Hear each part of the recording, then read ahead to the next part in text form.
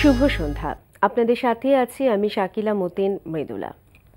প্রিয় দর্শক শ্রোতা, কার্তিকের এই সন্ধ্যায় সবাইকে আমন্ত্রণ জানাচ্ছি শুভ সন্ধ্যার আজকের আয়োজনে। শুভ সন্ধ্যায় আজ থাকছে আগামীকাল ঢাকায় শুভ জন্মদিন এনটিভি হাইলাইটস এবং জনপ্রিয় অভিনেতা ডক্টর এজাজুল ইসলামের সঙ্গে আলাপচারিতা। শুরুতেই আগামীকাল ঢাকায়।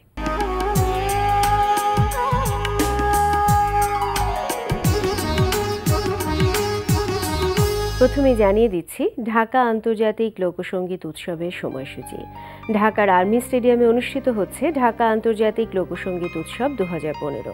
বাংলাদেশের প্রখ্যাত লোকসঙ্গীত শিল্পীরা ছাড়াও উৎসবে অংশ নিচ্ছেন পাকিস্তানের আবেদা পারভিন ও সাই জহুর, ভারতের Papon, Indian Ocean, Nooran sisters, Arko Mukherjee, Pabon Das Baul ও পার্বতী বাউল এবং মিশরের আলেকজান্দ্রিয়া ড্যান্স ট্রুপ সহ অন্যান্য শিল্পীরা। উৎসবে সন্ধ্যা 6টা থেকে মধ্যরাত পর্যন্ত গান পরিবেশন করবেন শিল্পীরা। লোকসঙ্গীত উৎসব চলবে আগামীকাল পর্যন্ত। এবার জন্মদিনে শ্রদ্ধাঞ্জলি।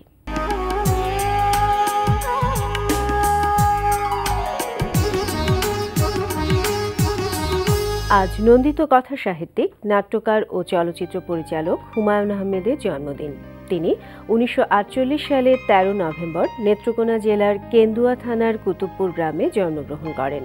তার রচিত উল্লেখযোগ্য উপন্যাসগুলোর মধ্যে রয়েছে নন্দিত নরকে, শঙ্খনীল কারাগার, এইসব দিনরাত্রি, জ্যোৎস্না ও জননীর গল্প, দূরে কোথাও, কৃষ্ণপক্ষ, সাজঘর, বহুব্রীহি, কোথাও কেউ নেই, নক্ষত্রের রাত, আগুনের পরশমণি, শ্রাবণ মেঘের দিন, মেঘ বলেছে যাবো যাবোর মতো আরও অসংখ্য উপন্যাস। বাংলা কথা সাহিত্যে অসামান্য অবদানের জন্য এদেশের পাঠক হৃদয়ে তিনি চিরকাল অমর হয়ে থাকবেন। জন্মদিনে আমরা তাকে স্মরণ করছি গভীর শ্রদ্ধায়। দেখছিলেন শুভ জন্মদিন। এবার এনটিভি হাইলাইটস।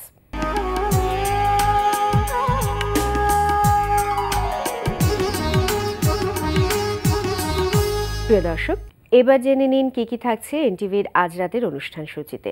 সন্ধ্যা 6:45 থাকছে জয়ন্ত রোজারিওর পরিচালনায় বিষয়ভিত্তিক ধারাবাহিক অনুষ্ঠান উদ্দীপন। উৎকোচ প্রদান, কমিশন প্রদান একটি সামাজিক ব্যাধিতে পরিণত হয়েছে। বেতনের 15% বেতন পাওয়ার সাথে সাথে আমাকে দিয়ে দিতে হবে। রাত 8:20 দেখবেন অনিমেষ আইচের পরিচালনায় ধারাবাহিক নাটক বিন্দু বিসর্গ। জরুরি, গ্রামের প্রকৃতি উপভোগ করা উচিত। আমি তো গ্রামের পরিবেশ উপভোগ করতে আসি নাই, আমি আপনার সঙ্গ উপভোগ করতে আসছি। আপনার কেন জানে আমার এত ভালো লাগে, সেটা আপনি না থাকাতে আমি হাড়ে হাড়ে টের পাইছি। কিন্তু তোমার সঙ্গ তো আমার ভালো লাগে না। এই যে আমার আপনার ভালো লাগে না, কিন্তু আমার তো আপনার ভালো লাগে, এই বিষয়টি তো আসলে মজার। রাত 9টায় প্রচার হবে হাসান ইউসুফ খানের প্রযোজনায় সাজু খাদেমের উপস্থাপনায় জোকস প্রতিযোগিতামূলক অনুষ্ঠান হাসো।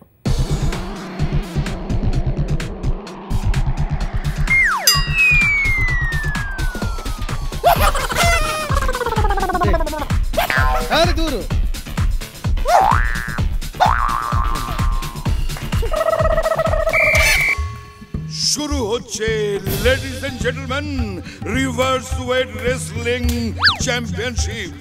একদিকে রয়েছে পুচকে পরশ, অন্যদিকে দোস্ত শাওন হেভিওয়েট। রাত 11:15 থাকছে ওয়াহিদা রাজ্জাক মিশার প্রযোজনায় অনুষ্ঠান নিউজ ইনসাইড।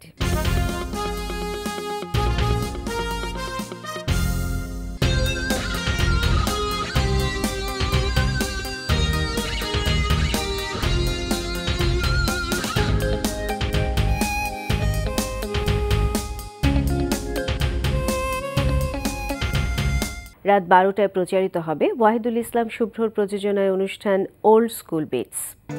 কোনো কারণে ফেরানো গেল না তাকে, ফেরানো গেল না কিছুতে, কোনো বাঁধনে বাধা তো গেল না তাকে। এই ছিল এনটিভি হাইলাইটস। এবার আলাপচারিতা।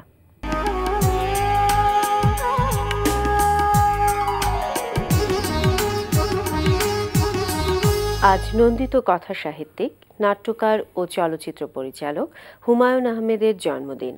তাকে নিয়ে কথা বলতে আজ আমাদের সঙ্গে আছেন জনপ্রিয় অভিনেতা ডক্টর এজাজুল ইসলাম। চলুন কথা বলি তার সঙ্গে। শুভ সন্ধ্যা। শুভ সন্ধ্যা।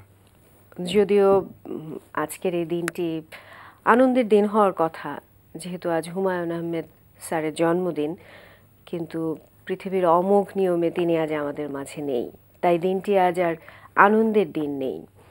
তার অনুপস্থিতিতেই আজ জন্মদিন পালন করা হচ্ছে, আগে তার উপস্থিতিতে করা হতো। তো এবারে কিভাবে তাকে সারাদিন স্মরণ করলেন? আমার খুব পছন্দের একটা কথা দিয়ে আপনি শুরু করেছেন। আমার কথাও ঠিক এরকম যে স্যারের জন্মদিনে সবারই আনন্দ করা উচিত। জন্মদিনে সবাই আনন্দই করে, কিন্তু আমি এখনও স্যারের জন্মদিনে আনন্দ করার কোনো কারণ খুঁজে পাই না। এখনও স্যারের মৃত্যুদিনটি যেমন আমার কাছে দুঃখের, স্যারের জন্মদিনটাও ঠিক আমার কাছে দুঃখেরই মনে হয়। কারণ জন্মদিন এলেই তো স্যারের কথা মনে হয়, তখনই স্যারকে দেখতে ইচ্ছে করে, দেখতে পাই না, সেখানে আনন্দ কোথায় বলেন? আমি এখনও স্যারের কোনো জন্মদিনে আনন্দ করতে পারি না, আনন্দের অনুষ্ঠানে যেতে পারি না, কারণ গেলেই আমার সেখানে কষ্ট হয়। স্যারকে না পাওয়ার দুঃখটা আরও বেশি করে মাথা চাড়া দেয়। যেমন আমি এখনও যখন গাজীপুরের সেই নুহাসপল্লীর রাস্তা দিয়ে যখনও কোনো কারণে যাতায়াত করি, হয়তো বা ময়মনসিংহ যাচ্ছি কিংবা ওইদিকে অন্য কোথাও যাচ্ছি, ঠিক নুহাসপল্লীর যেদিক দিয়ে নুহাসপল্লীর যাত্রাটা শুরু হতো সেই রাস্তায় ঢুকলেই আমার স্যারের কথা মনে হয়। সেই শালবন, মানে ওই এলাকায় গেলে সর্বক্ষণ তো মনেই হয়, তারপর ওই এলাকায় গেলে যেন খা খা করে সব কিছু, যাহারে এই সময় যেতাম, স্যারের দিয়ে যেতেন, যে স্যারকে দেখতে পেতাম। তো আসলে স্যারের জন্মদিন আর মৃত্যুদিনের কোনো পার্থক্য আমি এখনও খুঁজে পাই না। আমার মনে হয় দুটি দিন ঠিক সমান দুঃখের। এখন হয়ে গেছে তার মৃত্যুর পর। যখন তিনি জীবিত ছিলেন তার সাথে নিশ্চয়ই জন্মদিন পালন করার স্মৃতি আছে আপনার। হ্যাঁ, সেই সময়ের কিছু অনুভূতি যদি স্যার তো বলেন। খুবই সাধারণভাবে জন্মদিন পালন করতেন। বাসায় বসে থাকতেন স্যার, সবাই আসতো, আমি যেতাম প্রায় দিনই, মনে হয় সবার শেষে, কারণ সারাদিন চেম্বার করে তারপর রাত্রে আসতাম স্যারের সঙ্গে দেখা করতে। এবং আমার মনে হয় প্রায় শেষের দিকেই স্যারের সঙ্গে দেখা করতাম আমি। শেষ সালামটাই মনে হয় আমি করতাম। আমি স্যারকে সালামই করতাম জন্মদিনে যে, এবং সেটি অনেক অনেক শ্রদ্ধাভরা সালাম ছিল। আপনি বলছেন যে শেষ সালাম দিতেন এবং শেষ সালাম করতেন, তো তখন তার রিয়াকশনটা কি হতো যে সব সময় আপনি শেষ যখন করতেন? আমার মনে হতো হয়তো এরপরে আরও কেউ আসতো। মানে যত রাতে আমি যেতাম এবং সবসময় প্রাণপণে চেষ্টা করতাম যাতে 12টার আগে যাই, কারণ 12টার পরে গেলে তো আবার অন্য দিন, জন্মদিন শেষ হয়ে যাবে। তো যেতে পেরেছি, প্রতিবারই চেষ্টা করেছি এবং 12টার আগেই পৌঁছতে পারতাম। স্যার বসেই থাকুক আর দাঁড়াই থাকুক, দৌড়ে যেয়ে সালাম করতাম। এটুকুই আমার দায়িত্ব ছিল স্যারের জন্মদিনে। এই যে বললেন যে অনেক রাত্রে আপনি যেতেন এবং তখনও কিংবা আপনি নিশ্চিত নয় যে তারপরেও কেউ যেতেন কিনা, তো এই যে ভালোবাসা, আপনি তো দেখেছেন যে এই ভালোবাসা তাকে কতটা আবেগ আপ্লুত করেছে, সরাসরি নিজের চোখে দেখেছেন। অনেক অনেক ভালোবাসতেন স্যার। মানে স্যারকে যারা ভালোবাসতেন তাদের ভালোবাসার প্রতিদান স্যার যেভাবে দিয়েছেন আমার মনে হয় না আর কেউ সেটা দেয়। এবং স্যার যাদেরকে যেভাবে মনে রেখেছেন, তাদের সহযোগিতায়, তাদের বিপদে আপদে তাদের কাছে যেতেন, আমার মনে হয় না আর কেউ যায়। কারণ আমার জীবনে আমি তো অনেক মানুষই দেখেছি, স্যারের মতো এত ভালো মানুষ আমার চোখে পড়েনি।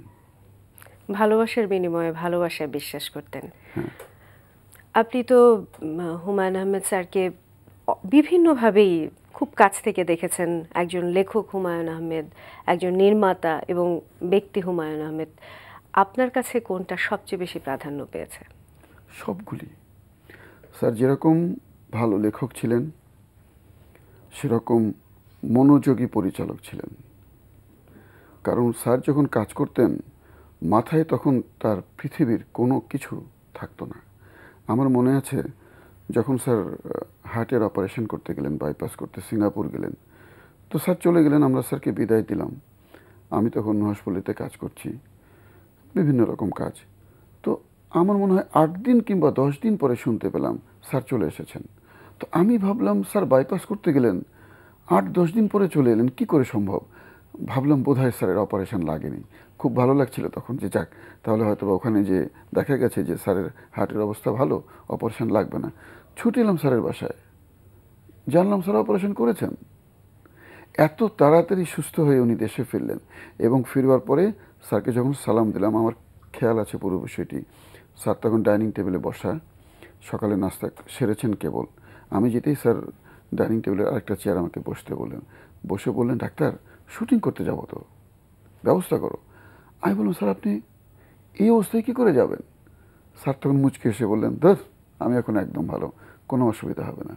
এবং স্যার অপারেশনের আমার মনে হয় সর্বোচ্চ 12 কি 13 দিন পরে নুহাশপল্লীতে গিয়েছিলেন।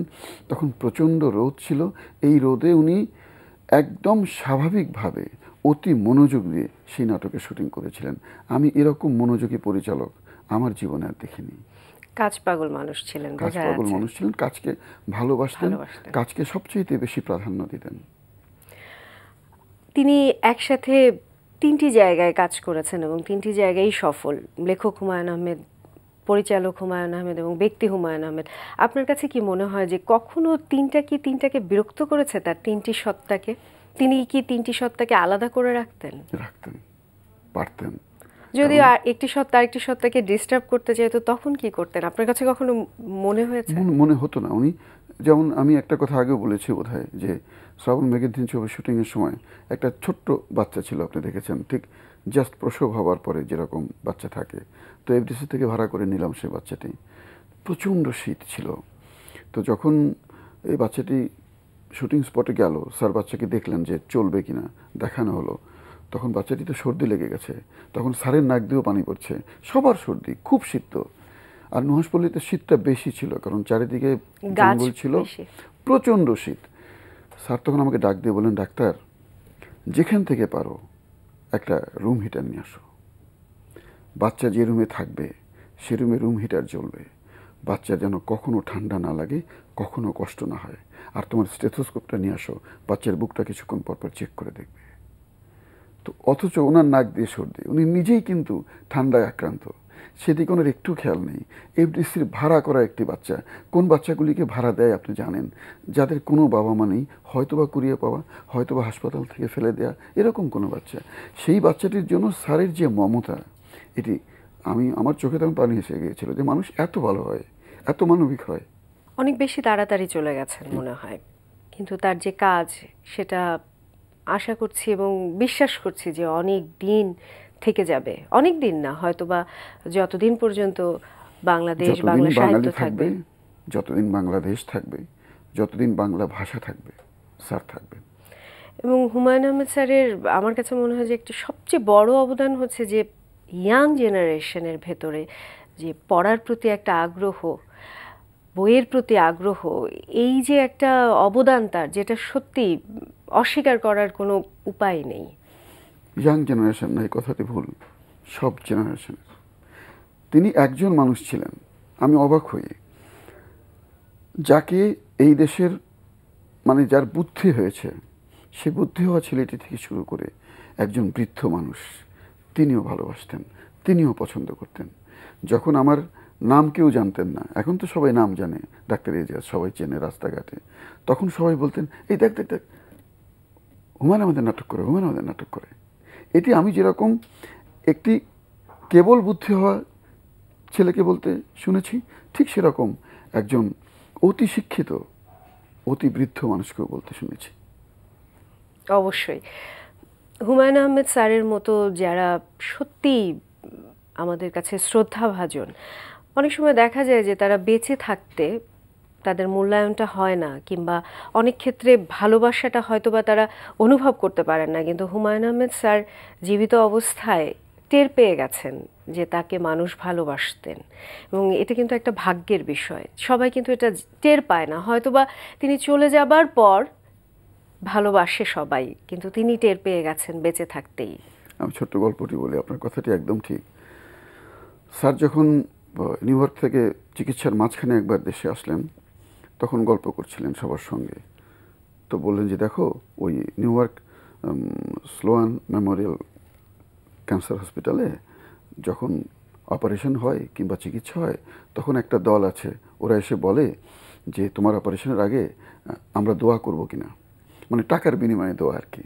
যে দেখো, আমাকে তখন ওরা বুঝালো যে একটা হিসাব আমরা করেছি যে আমরা যাদের জন্য প্রার্থনা করেছি এত% বেঁচে গেছে, আর যাদের জন্য করিনি তারা কিন্তু মারা গেছে বেশি। তো তুমি যদি বলো আমরা তোমার জন্য একটা প্রার্থনার আয়োজন করব। স্যার তখন আমাদেরকে বলেছিলেন যে আমি বলেছিলাম আমার জন্য প্রার্থনা করার দরকার নেই, সারা দেশের মানুষ আমার জন্য প্রার্থনা করছে।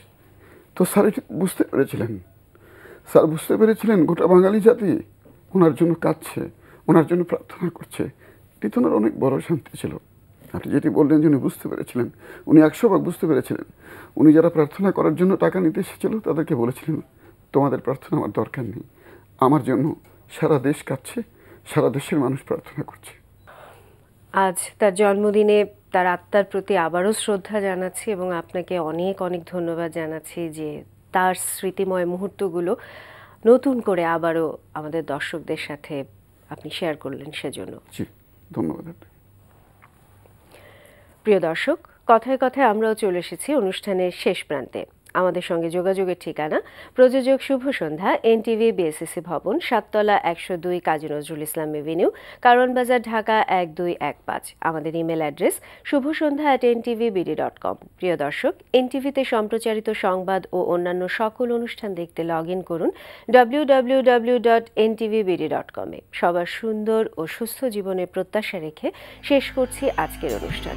শুভরাত্রি।